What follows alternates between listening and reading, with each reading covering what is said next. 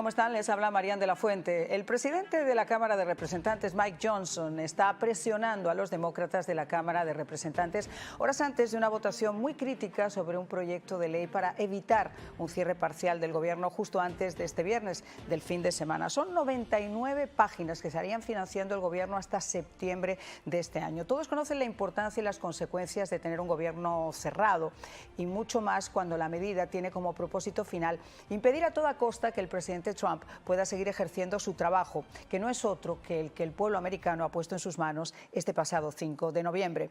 Los republicanos recordaban incluso en un video a varios de los legisladores demócratas como Nancy Pelosi o Alejandra Ocasio-Cortez recordar que los cheques de 800.000 trabajadores federales no pueden mantenerse secuestrados y no es normal jugar a cerrar el gobierno cada vez que no se consigue lo que se quiere. En parte tiene razón, porque esto se ha convertido para ambos partidos en una triste moneda de cambio y en una especie de chantaje de la oposición a quien está en el gobierno para presionar hasta conseguir alguna de sus demandas cuando fracasa el juego de la negociación. El problema aquí es que en esta ocasión ese proceso natural de negociación y de acercamiento entre partidos se ha limitado a la confrontación y a la intimidación a niveles nunca vistos por un solo motivo: el odio visceral al que siempre trataron de mantener fuera del espectro político como candidato a la presidencia, con una de las peores persecuciones políticas de nuestra democracia y donde la administración anterior, ante los ojos del pueblo americano, que terminó dándole apoyo masivo en las urnas, no dudó en usar su andamiaje legal incluso para atacar por todos los frentes al que terminaría regresando a la Casa Blanca por la voluntad masiva de We the People, el que le dio el voto electoral, incluso en estados llamados bisagra, y el contundente voto popular. Lo que tristemente presenciamos en el discurso al Congreso habla por sí mismo, una actitud irrespetuosa no solo al presidente de la nación, el de todos, la de todos los civiles sin cargo político. Un niñito con cáncer, ya se lo hemos mostrado, cumpliendo su sueño de ser en sus últimos días quizá un agente del servicio secreto, una madre que, como muchas de esas legisladoras que estaban ahí, también tenía una hija que fue brutalmente asesinada, o un esposo al que por ser policía le arrancaron la vida con 22 años. Y ante quienes se negaron a mostrar su empatía y su compasión con un simple aplauso. Pero no fue solo eso, mostraron su irrespeto a cada una de las personas que con su voto pusieron sus traseros en cada uno de esos asientos y a la totalidad del pueblo americano, a quien no han representado ante los ojos del mundo, porque sin ninguna duda ese no es el espíritu de nuestra nación. Y ellos la ensuciaron comportándose como perdedores heridos y no como orgullosos americanos.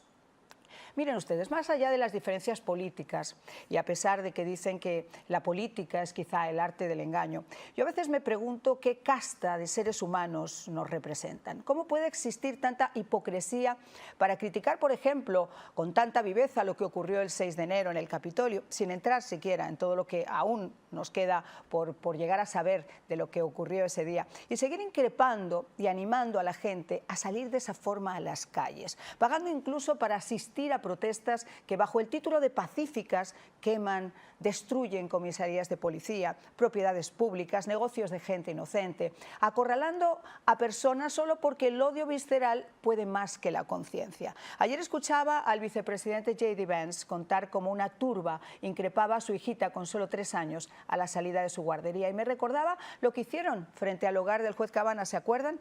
Bueno, hoy estamos siendo testigos del acoso y de la intimidación a un hombre como Elon Musk, millonario, que no recibe un salario, que está ahorrando miles de millones de dólares de nuestro bolsillo, despilfarrados con total falta de control en cada uno de los organismos donde se ha realizado una auditoría, que está sacando el abuso y el fraude y a quien ahora los demócratas tienen con el ojo en la mira por algo tan malo, tan terrible como frenar ese despilfarro y devolver ese dinero de demócratas, republicanos e independientes al bolsillo de todos los americanos. Animar a quemar Teslas en los parqueos, a los cargadores, atacar hasta con balas los concesionarios y ese ciberataque masivo de ayer a su red X, que Musk aseguró que a pesar de los que reciben a diario nunca había visto algo tan potente, solo se suman a que su presencia en la administración Trump es el gran escollo que ahora dicen tener los demócratas para poder aprobar ese presupuesto. Como sea y a costa de lo que sea, quieren ganar esta partida. Comenzamos. Siempre un placer, Marian. Un saludo para ti y para toda tu teleaudiencia. A ver, yo estaba comentando sobre este gran escollo para aprobar el presupuesto. ¿Qué garantías pueden existir o qué posibilidades hay de que se llegue a aprobar antes de que acabe esta semana, Jaime? Bueno, nosotros seguimos siendo optimistas. Nosotros creemos que el país tiene que estar por encima de todo. En tu introducción hacías una muy clara semblanza de lo que está realmente sucediendo. No se trata más de que un grupo de malos perdedores, los que lamentablemente están protagonizando todos estos hechos, todas estas persecuciones que no van contra el Partido Republicano ni van necesariamente contra la administración Trump, van contra los intereses de todos en los Estados Unidos de América. Todos nosotros nos estamos viendo perjudicados por esta acción, por esta serie de acciones de malos perdedores que no reconocen el hecho fundamental que ocurrió el 5 de noviembre. El presidente Trump obtuvo un mandato indiscutible, ganó no solamente el voto en el colegio electoral, el voto popular también, la mayoría en la Cámara de Representantes, la mayoría en el Senado, tenemos 27 gobernaciones republicanas frente a 23 demócratas.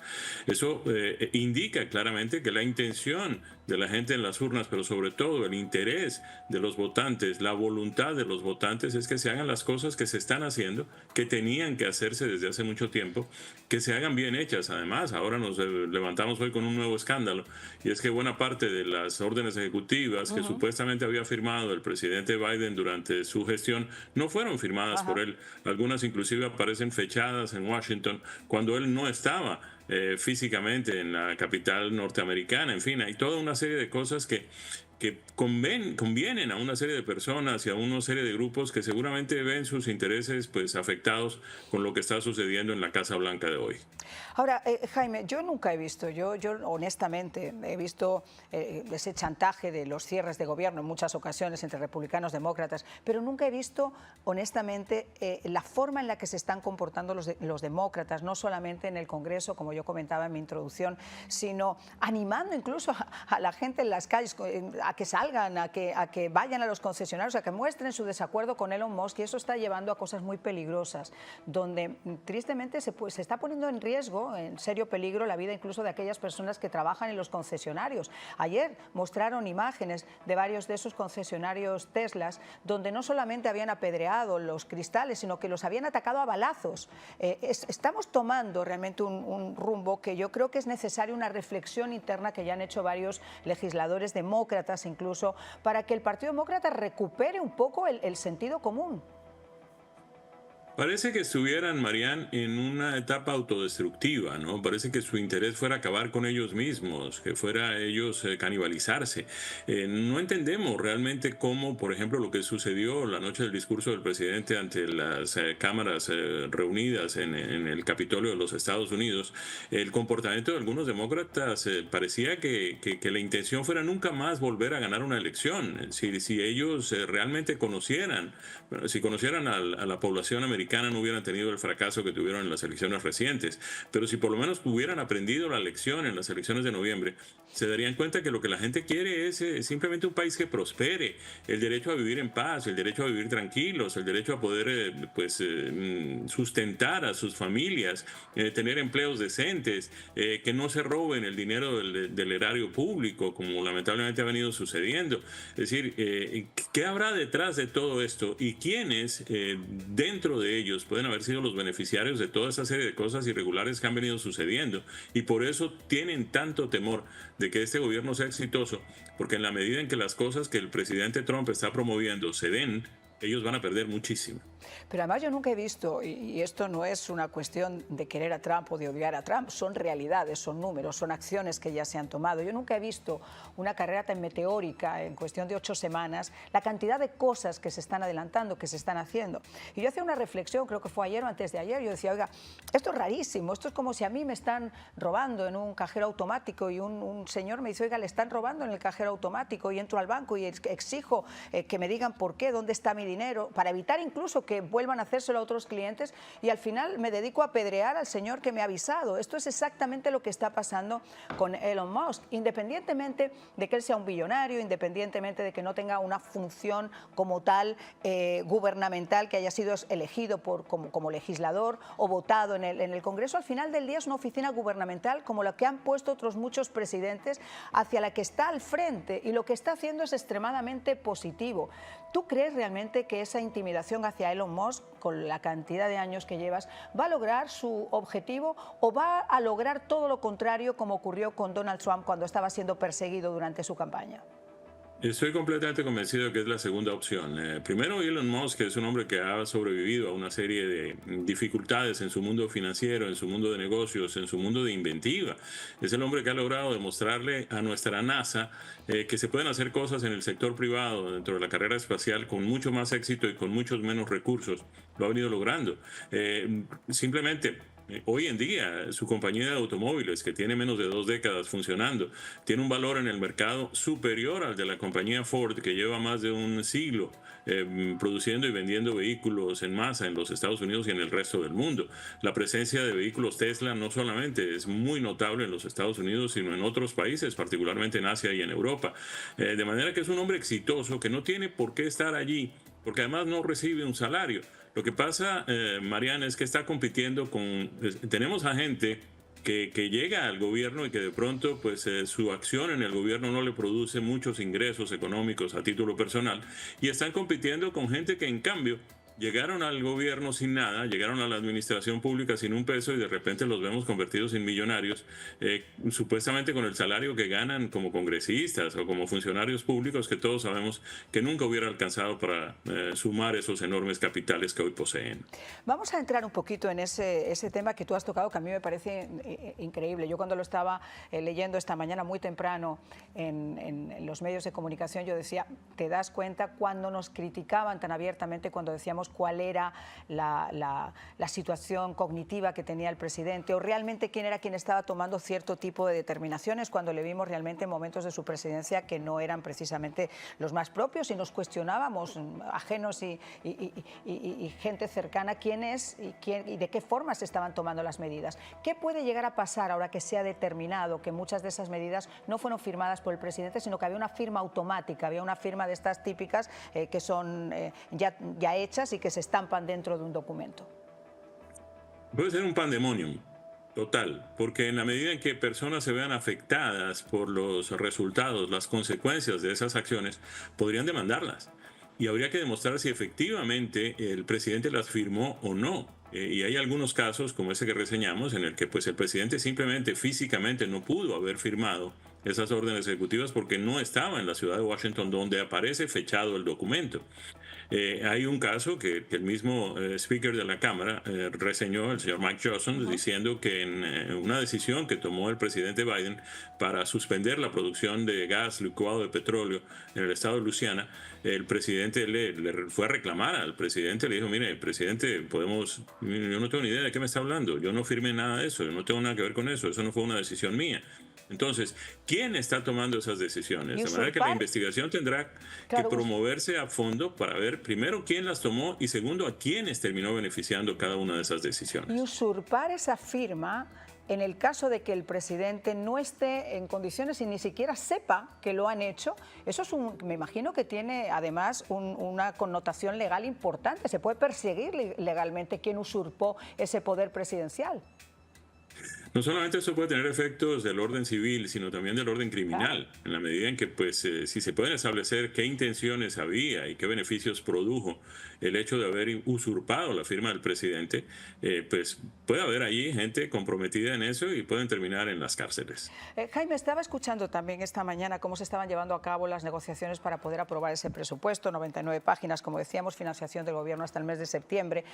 Aparentemente Mike Johnson ha hecho su lobby dentro de los republicanos, había uno que se oponía, otro que estaba indeciso. Parece ser que están más o menos ya en el barco, por lo que escuchaba esta mañana, pero también habría 2 o 3 demócratas que habrían manifestado su intención de aprobar ese presupuesto. ¿Qué sabes al respecto? Sí, es justamente lo que me da un poco no diría una garantía, pero sí Tranquilidad. refuerza el optimismo de que de pronto en apenas un par de días podemos tener ya una luz verde frente a esto y quitarnos de encima ese espectro que tanto daño nos causó en otros momentos, justamente cuando los demócratas oponiéndose a la decisión del presidente Trump de construir el muro fronterizo, un muro que nos hubiera ahorrado una cantidad enorme de problemas, pues decidieron hacer básicamente lo mismo, que fue pues empantanar la aprobación de un presupuesto y cerrar el gobierno por varias semanas. Vamos a hablar un poquito, si te parece, de las cosas que ya se han logrado, porque tenemos que hablar también de los logros. Muchas inversiones billonarias que van a llegar a este país, creación de futuras puestos de trabajo. Claro, no es algo inmediato, no es algo que se vaya a hacer mañana. Estamos hablando de un plazo de 4 años, más o menos, automovilísticas. Creo que son 7 que han decidido volver otra vez a los Estados Unidos, y el tema de los aranceles. La bolsa de valores reaccionó de una forma negativa hasta este momento. Dicen que es ocasionado por ese conflicto con el tema de las tarifas y de los aranceles, pero yo creo que hay un poquito más atrás. En el momento que se apruebe ese presupuesto, yo creo que sería un indicio claro de que la bolsa tiene que recuperarse. ¿Cuál es tu opinión? Estoy completamente seguro de eso. Además, pues todos sabemos, Marian, que la manera como se comporta la bolsa es un termómetro que mide más el aspecto psicológico de las cosas que el aspecto verdaderamente económico. Y además, volvemos a tener el mismo problema que hemos tenido siempre, que son unos medios de comunicación que buscan lo negativo en todo, que buscan descompensar la opinión pública a su favor, con el fin de favorecer justamente los intereses de ellos y de sus grupos políticos, y en este caso esos intereses no son otros que poner palos en las ruedas de la administración Trump. En la medida en que esto se venga controlando, nosotros estamos plenamente convencidos de que la normalidad volverá. Las bolsas de valores fluctúan, tienen esa particularidad, así como suben, bajan. Cuando se empiecen a producir buenas noticias, y la aprobación de un presupuesto seguramente será una muy buena noticia para la estabilidad económica en los Estados Unidos, yo tengo la plena seguridad de que las bolsas de valores volverán a su curso normal. Jaime, yo te quería preguntar, porque obviamente en Arabia Saudita hay mucha expectación de que finalmente se pueda llegar, si no a un acuerdo, al menos a un acercamiento también con Ucrania para un posible cese del fuego. Sin embargo, mientras se habla de paz y se pone una perspectiva, un colchón a la paz, se sigue haciendo la guerra. Hoy ha habido un ataque gravísimo de Ucrania en el centro de Moscú, donde ha habido 2 rusos que han muerto y otros tantos que han resultado heridos. ¿Cómo perjudica realmente este tema? Y sobre todo, lo más importante, aquí se ha acusado a Rusia de incumplir, por ejemplo, una tregua o de incumplir la posibilidad de que se esté hablando, como digo, de paz, haciendo la guerra, pero ahora Ucrania está haciendo lo mismo después de haberse reunido en Europa y después de haberse reunido en Estados Unidos. ¿Esos pasos de ciego no son de alguna forma una manera también de llevar al traste estas negociaciones? Lamentablemente sí. Lamentablemente, en la medida en que no haya seriedad en la mesa de negociaciones, y esa seriedad quien puede ponerla ha intentado ponerla y ha encontrado maneras de que haya ese clima de seriedad en lo que se conversa y en lo que se acuerda, ha sido justamente el presidente Trump. Aquí no se trata de ganar una guerra. Esta guerra no la puede ganar ninguno de los dos. El plazo para ganar la guerra puede ser larguísimo, y la cantidad de muertos que vamos a seguir acumulando todos los días puede ser incalculable. Y además, todos sabemos, pues nunca podremos reparar esas vidas perdidas. De manera que hay que buscar una negociación, y en eso está empeñado tanto el secretario de Estado Rubio como el presidente Trump y el vicepresidente Vance. Así que se requiere que haya la intención y la voluntad, tanto por parte de Putin como por parte de Zelensky, de llegar a un acuerdo. Cualquier acuerdo va a ser mejor que una prolongación indefinida de una guerra que ha resultado siendo desastrosa para todo el mundo, inclusive para las finanzas de los estadounidenses. No, y no solo eso, yo creo que la gente se ha dado cuenta que la primera persona, la primera administración que movió ficha fue la administración del presidente Trump, pero además ha sido Estados Unidos, que ha sido reconocido a su vez también incluso en el Reino Unido por el primer ministro. Dijo: yo te apoyo, Ucrania, lo que necesites, pero siempre y cuando Estados Unidos esté dentro de ese plan de lo que puede llegar a ser un cese al fuego. Y lo mismo ha hecho Francia. Así que cuando Zelensky regresó como herido después de no haber firmado ese acuerdo, al que llegó, por cierto, a la Casa Blanca ya, después de haberlo negociado, a firmarlo, yo creo que no le han salido tampoco las cosas como él esperaba, y le van a apretar todavía más las clavijas para que tome seriedad en lo que está proyectando y se pueda llegar a ese cese al fuego. Claro que sí, es lo que esperamos todos, Marian. Muchísimas gracias. A ti, por favor. Muchísimas gracias por habernos acompañado y nosotros, señores, hacemos nuestra primera pausa. Vamos a regresar en solo unos instantes aquí en De Buena Fuente con Marian.